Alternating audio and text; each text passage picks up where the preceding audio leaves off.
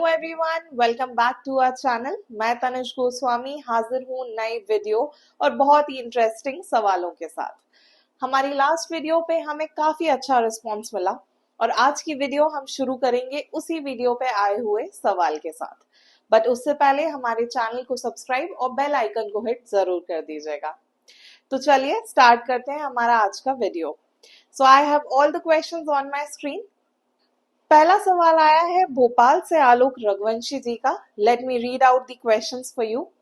I want to invest 25 to 30,000 per month. Could you suggest which mutual fund would be best for me to get good returns? Alternatively, would it be better to invest a lump sum amount at once? Alok ji, thanks for responding on our video. अगर आप 25 से 30,000 रुपए monthly invest करने का plan कर रहे हैं तो आप इजिली अच्छे रिटर्न्स अट्रैक्ट कर सकते हैं। It's a very decent amount और इस अमाउंट को मंथली ही इन्वेस्ट करें। Don't go for lump sum investment.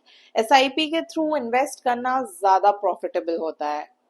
सबसे बड़ा बेनिफिट कॉस्ट एवरेजिंग का मिल जाता है। सेकेंडली, एसआईपी में आप डिसिप्लिन तरीके से इन्वेस्ट करते हैं and more over volatility risk भी एसआईपी में कम होता है। अगर फंड्स की बात करें तो उसमें काफी फैक्टर्स इन्वॉल्व हो जाते हैं, जैसे कि आपका इन्वेस्टमेंट का टाइम होराइजन, आपका goal, risk appetite and many मोर।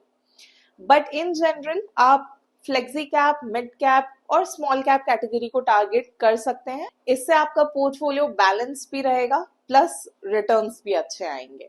और हाँ, टैक्स सेविंग पर्पज से आप ईएलएसएस फंड भी ऐड कर सकते हैं।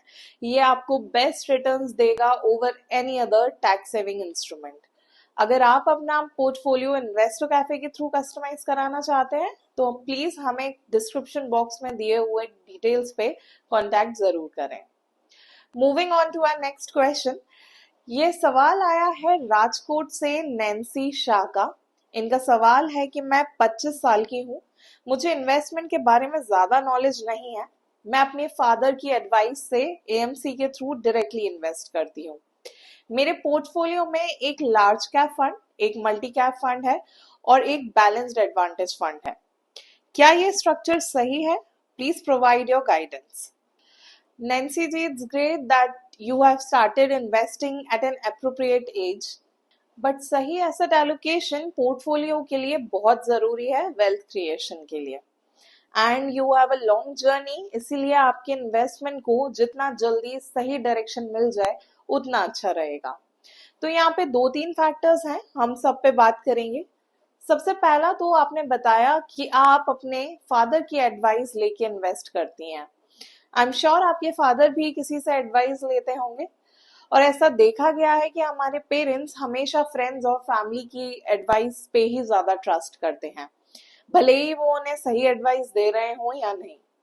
एंड सेकेंडली, ज्यादातर पेरेंट्स की मेंटालिटी ये होती है कि वो ज्यादा रिस्क नहीं लेना चाहते हैं, वो ऐसे इंस्ट्रूमेंट में इन्वेस्ट करना चाहते हैं जो सेफ हो। तो ये जो मेंटालिटी है इससे उनका काम तो चल गया, because at that time inflation was low and interest rates were better. Thirdly, आप डायरेक्ट इन्वेस्टमेंट कर रहे हैं without doing your own research और टेकिंग एनी प्रोफेशनल एडवाइस। अब प्रोफेशनल एडवाइस तो आपको एएमसी वाला भी दे रहा होगा, बट क्या वो आपको अनबायस्ड ओपिनियन देगा? क्या वो आपको ये बताएगा कि मेरी एएमसी का so and so fund is low performing या फिर हमारे फंड से बेटर परफॉर्मिंग दूसरा फंड है? Of course not. Same category के फंड्स में कंपैरेटिव स्टडी करना इंपॉर्टेंट होता है ताकि आप अच्छे रिटर्न्स मिस ना करें। इसीलिए डू योर ओन रिसर्च या फिर किसी फाइनेंशियल एडवाइजर की एडवाइस लेके ही इन्वेस्ट करें।